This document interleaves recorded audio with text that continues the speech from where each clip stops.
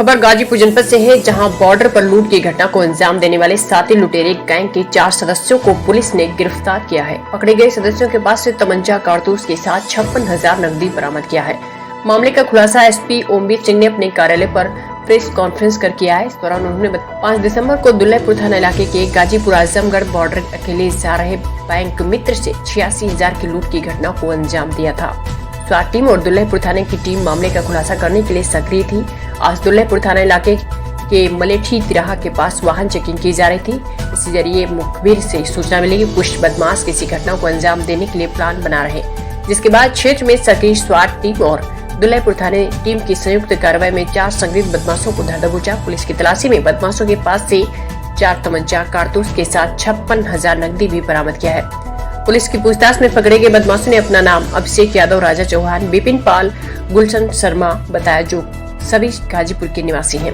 वहीं एसपी ने यह भी बताया कि लुटेरा गैंग के सरगना विशाल यादव घटना के एक दिन बाद पूर्व के मुकदमे में जमानत तुड़वाकर जेल चला गया। विशाल यादव और अन्य 4 सदस्य जिले के बॉर्डर इलाके में सुनसान और अकेले जाने वाले आवाल व्यक्तियों को टारगेट कर लूट की घटना को अंजाम देते थे। घटना को अंजाम देने से पहले रेकी करते थे, उसके बाद घटना को कारित करते थे। वहीं एसपी ने यह भी बताया कि पकड़ा गया गैंग लूट की घटना को बॉर्डर पर इसलिए अंजाम देते थे कि 2 जिले की पुलिस बॉर्डर को लेकर आपस में उलझी रहे और घटना को अंजाम देकर फरार हो सके। कामयाबी मिली है। ये किस तरह का गैंग है और कब से किस तरह की सक्रियता थी सर? ये थाना दुल्लापुर पुलिस और हमारी स्वाट टीम गाजीपुर को एक सफलता प्राप्त हुई है। अभी 5 तारीख में एक लूट की घटना हुई थी, जिसमें एक फाइनेंस कंपनी का जो कलेक्शन एजेंट है वो पैसा लेके मऊ के जनपद से आ रहा था। करीब हमारे जनपद में 500 मीटर ही पहुंचा था, एक सुनसान स्थान पर उसके साथ लूट हुई थी। उसी सिलसिले में हमारी टीमें लगातार सतत चेकिंग कर रही थी। कल भी ये मलेठी मोड़ पे जो तिराहा है दुल्लापुर क्षेत्र में, वहाँ चेकिंग कर रहे थे। इन्हें जानकारी मिली कि कुछ बदमाश फिर किसी घटना को अंजाम देने के लिए घूम रहे हैं। वहाँ पे स्वाट टीम भी थी, हमारी गई हुई थी उस क्षेत्र में। इनके पास भी कुछ इनपुट था घटनाओं के बारे में। रात्रि में 2 मोटरसाइकिल पे कुछ लोग आते हुए इन लोगों को टकराए। इन्होंने रोकने का प्रयास किया, वो रुके नहीं, बल्कि पुलिस को देख के पुलिस के ऊपर उन्होंने हमला किया। पुलिस ने भी अपना पोजीशन ली। जैसे ही वो मुड़े, उनकी मोटरसाइकिल टकरा गई और वो गिर गए। पुलिस ने उन्हें ओवर पावर किया। जो पूछताछ में तथ्य आए हैं उनके द्वारा उनके पास से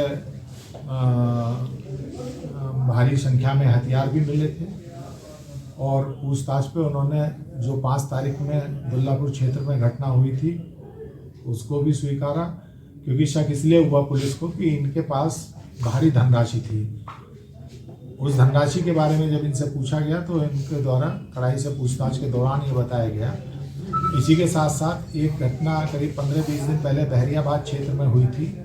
एक व्यक्ति की सोने की चैन छीनी गई थी, वो घटना का भी इन्होंने स्वीकार किया है और क्योंकि वो बेच दी थी, उसका भी पैसा इनके पास था।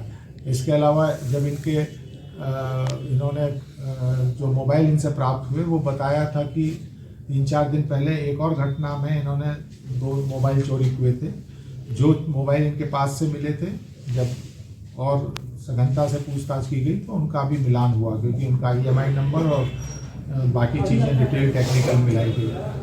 तो ये एक जो पहली वाली हमारी घटना थी दुल्लेपुर वाली, उसमें भी इनसे बरामदगी हुई है और जो 86,000 की लूट थी उसमें भी करीब इनसे 40,000 की बरामदगी हुई है। कुल मिला के करीब 5 तारीख में घटना हुई थी।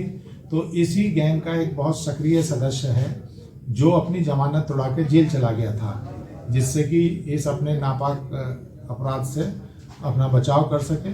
लेकिन बुरे काम जो हैं अपराधियों का पीछा करते रहते हैं, उसे भी मुलजिम बनाया गया है, क्योंकि 5 तारीख की घटना में और इससे पहले की जो भी घटनाएं इनके द्वारा की गई हैं उन सभी में वो अभियुक्त भी संलिप्त था। तो आज 4 अभियुक्त पकड़े गए हैं, जिन चारों के पास से अवैध तमंचे और खोखा कारतूस और जीवित कारतूस बरामद हुए हैं। लूट की संपत्ति और चोरी के मोबाइल सब इनसे बरामद हुए हैं। ये एक बहुत ही प्रशंसनीय काम हमारी दुल्लापुर पुलिस और स्वाट टीम गाजीपुर द्वारा किया गया है। सर ये किस तरह के गैंग थे और सर ये अंजाम को घटना को अंजाम कैसे दे? ये रैकी करते थे, पहले ये आइडेंटिफाई करते थे कि सॉफ्ट टारगेट कौन है और सुनसान रास्तों को चुनते थे। जब इनसे गहनता से पूछताछ की गई तो इन्होंने बताया कि इसकी ये रैकी कर रहे थे पिछले कुछ दिनों से कि ये आदमी कहाँ कहाँ से कलेक्शन करके आता है। दूसरा, इन लोगों का हमेशा प्रयास ये रहता है कि बॉर्डर के आसपास की घटना करें, जिससे कि जब डायल 100 पर सूचना जाती है तो दो जनपदों की पुलिस आपस में उलझी रहती है कि ये घटना वहाँ की है, क्योंकि आप भी जानते हैं कि 100-200 मीटर जब भी इधर उधर होती है किसी जनपद के बॉर्डरों पे ये घटनाएं, तो थोड़ा सा इसमें भी ये घटना दुल्लेपुर की 4:15 बजे की थी, जबकि 5:02 पे डायल 100 पे सूचना आई। पहले कहीं और कॉल ट्रांसफ़र हो गई थी, ये बाद में आई और 5:30 के करीब हम लोगों को ये सूचना प्राप्त हुई थी कि साहब इस तरह की घटना है। उस समय भी घेराबंदी की गई थी और ये यद्यपि इन लोगों का इतिहास पुराना इतिहास भी है, ये मनबड़ किस्म के और इस तरह की घटनाओं में संलिप्त इनमें से कुछ लोग पूर्व में भी रहे हैं।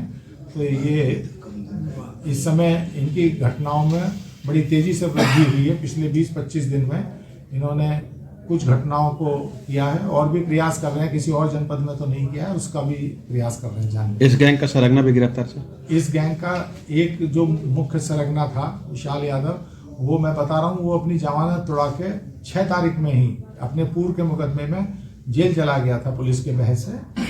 बाकी 4 लोगों की आज गिरफ्तारी हुई थी, रात में मौके से हुई थी और अगर कल इनकी गिरफ्तारी नहीं होती तो निश्चित रूप से ये किसी और घटना को अंजाम देते। सर पुलिस टीम को कितना दिया गया सर धनराशि?